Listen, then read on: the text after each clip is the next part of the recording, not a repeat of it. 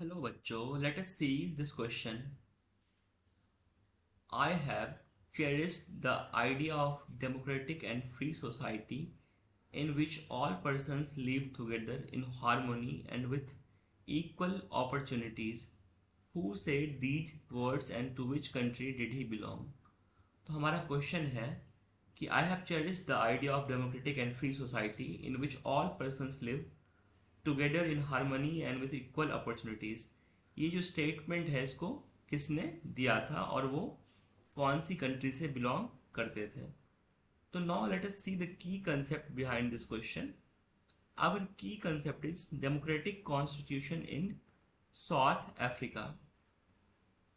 तो आइए जानते हैं सबसे पहले डेमोक्रेटिक कॉन्स्टिट्यूशन क्या होता है। A country with the written constitution and elected government by her people.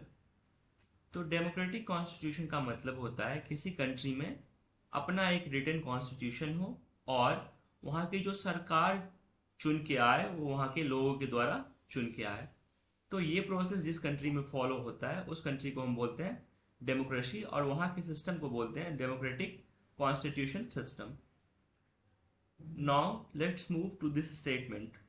हमारा स्टेटमेंट है I have cherish the idea of a democratic and free society in which all persons live together in harmony and with equal opportunities.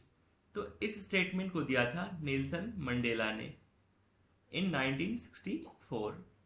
At his trial in 1964, Nelson Mandela closed his statement from the dock saying above written statement.